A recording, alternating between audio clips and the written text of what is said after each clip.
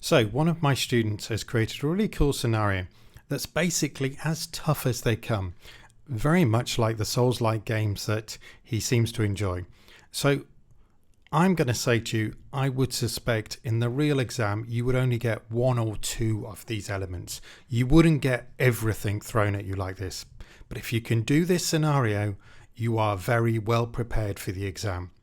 Okay, so let's start to have a look at it. And remember, you have 30 minutes to have a go at this. So this is as mean as they possibly can throw at you. And I would expect only one or two aspects of these things to appear. But this has got everything thrown at you. If you could do this in 30 minutes, well, let's just say that A star I think is pretty much in the bag. So let's begin. First thing you need to have a look at is you need to look for it. And so far we think it's most likely going to be a 1D and a 2D array that you're going to face. So in this case, its video levels of 1D array contains 5 items of text.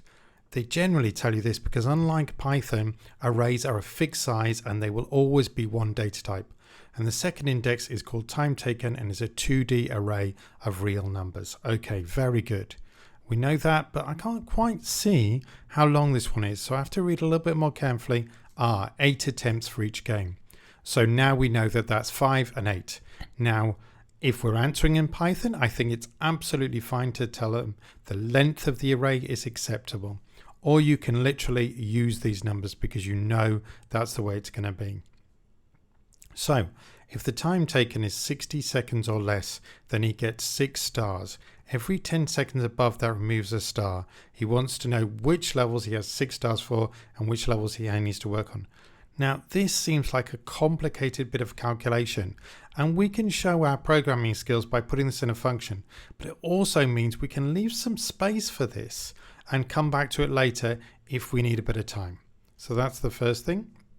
The arrays have already been set up, data is stored. Okay, so we don't need to worry about writing the arrays, although I will give you one for later. Write a program that meets the following requirements.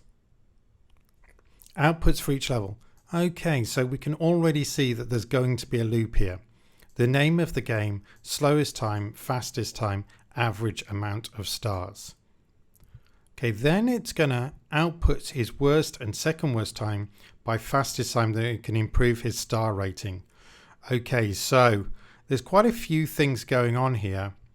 And what you can see here is there's likely to be needed 2 loops. One loop to go round each game. And then within that, because it's a 2D array, you need to actually go through, find the slowest, fastest time and the average amount of stars, which requires you to collect the total amount of time. So there's quite a lot going on here. And as we do the code, we're going to break it down. But if you think you're capable of having a go at this right now, have a go, write it down, see what you can do. Remember, you will get marks for different programming types. So using a function maybe to calculate that average amount of stars might be a way for you to break up your coding, but also give you a bit more time to think about how to do that part. If you're not comfortable writing functions, you can do this in the main program.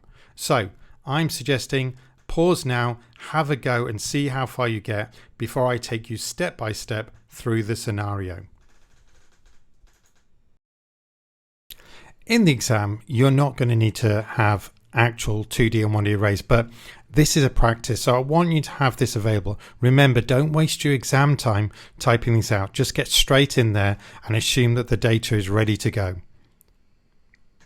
So the thing I do is I always put my variables at the top, and this is a good opportunity for you to think about the variables that you're going to need, what you're going to need for the various calculations and how they can be used. Please do use this opportunity to check your work and see, have you used the equivalent variables? Have you got something a little bit different? What's going on here? And how can you go through it? So these are the variables that I've used, and I always declare them at the top. And as I say, when you've got time at the end of the exam, you can then label these variables. It makes it much easier for the examiner to read what you're going to do next. Now I said I'd make a function to do this. Now, in terms of the order of the program, this is where it should be. In terms of when I wrote it, I might leave a blank space here so I can write it at the end. Now I've done a calculation to do this. You might want to say, well, actually, I was a bit tight for time. There is another way to do it using a simple brute force technique. In other words, just if, and go through it that way. And in an exam, I think that's perfectly acceptable if that's what you need to do it. But notice how by using this function, we've given ourselves a little bit of extra time, which we might need at the end. So if you see a complicated calculation, don't be afraid to hive it off into a function and see if you can work it out later. So now we're going to start looking at our nested loop. So a nested loop is simply a loop within a loop. And if you need to calculate an average, a sum, a total, if you need something for each item, but also something for the end, chances are you need a nested loop. So in the first part of this loop, we are just setting up our variables so that they go back time and time again. So in effect, this goes round for every game. Now the next part, we go inside that data. So we go into the data inside. So you can see that we're already doing it within time table 11. And now we've got double. So we've got the level and the time. We have to work out our slowest. And also we need to work out our fastest. And again, these are simple if statements, but also remember, because we've coded them to this level, we are showing every little bit of the algorithm, which is good for our marks. We're not taking any Python shortcuts, because if we take Python shortcuts, we might not explain them properly. And so that smaller loop goes through, and then we print the slowest and the fastest times. Now the next bit is the average stars, and this requires a total time to do this, and then it runs our actual function. Now this is the part that really sets it out and makes it very tough indeed. So what we have here is we have something that says if we've already set something up as the worst game, then it's automatically going to become the second worst game so that it goes through and follows through. And otherwise, what happens is you might end up with the first and third worst game rather than the second worst game.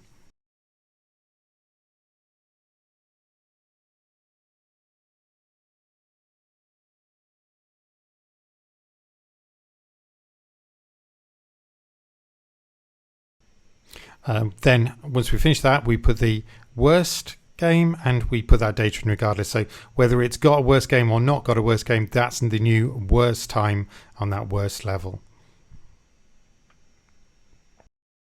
Now we need to work on the scenario if it's not the worst game, but it's played worse than the second worst game. So for this part, we need to add our elif statement, and that's going to make it the second fastest and the second worst game.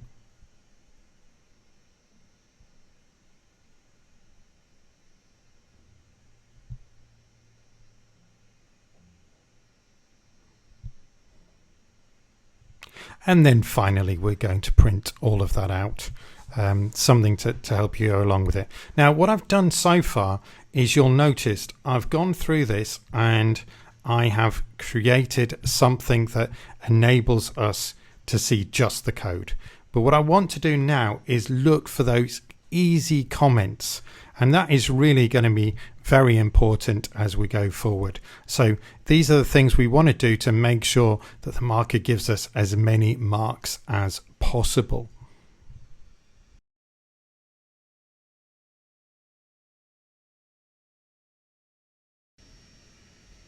Okay, now let's look at some of the commentary we want to do. We want to explain what's going on here. Now this fastest is set to a very high value.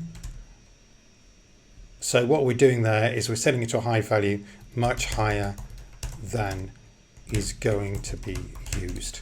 So we're saying we've set this up this way, and this is set below the minimum value. So that ensures fastest and slowest are always set on the first attempt, and then they work down. We do the same for total time, worst time, So those are set below the minimum value. And worst game name, again, fairly easy. Second worst time is 0. Again, each of these is set below the minimum value. Now what we want to do here is include some things here to function to calculate the stars. Notice this one does a nice little calculation. This part calculates the average time. This deals with what happens if you go below minimum time. So 6 stars awarded for any time below 70 seconds. 0 stars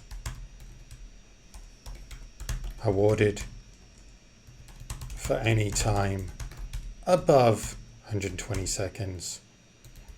Now it's above or equal actually, because at 120 seconds you lose that final star, so we've done it that way. Now part of the reason for writing these comments is we're clarifying so that we're giving them a chance, and this calculates stars between 70 and 120 seconds. Okay.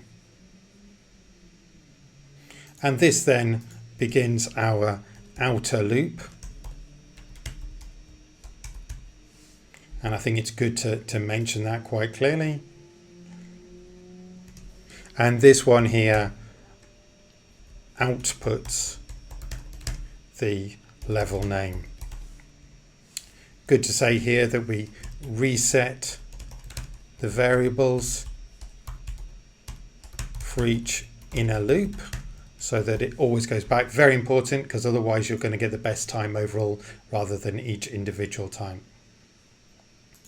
Again, we've used length here, but we could actually use the numbers. So this is the inner loop.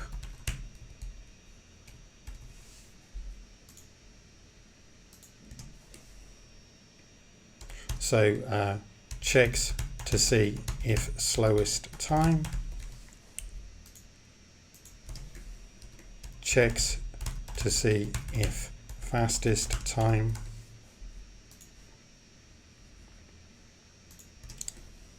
and then this outputs for each level.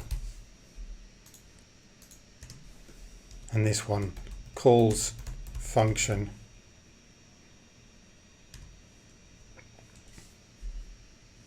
Now this one here deals with the overall worst time. So each time it goes round, worst time checker. If no worse game in yet. So this handles that. Nice little bit of selection there. And then this one handles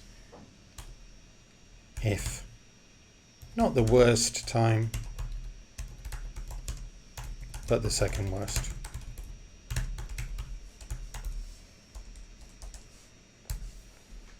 Okay, games to work on and the worst game. If you're not watching this inside of Replit, I have created a Replit with a few tutorials to take you through this step by step. I think this is by far the most challenging set of things you wanted, and I would recommend please do subscribe to the channel, because if I hit any questions or I have any problems from my students, etc., I will of course be sharing them as and when they come up, and doing that as soon as possible.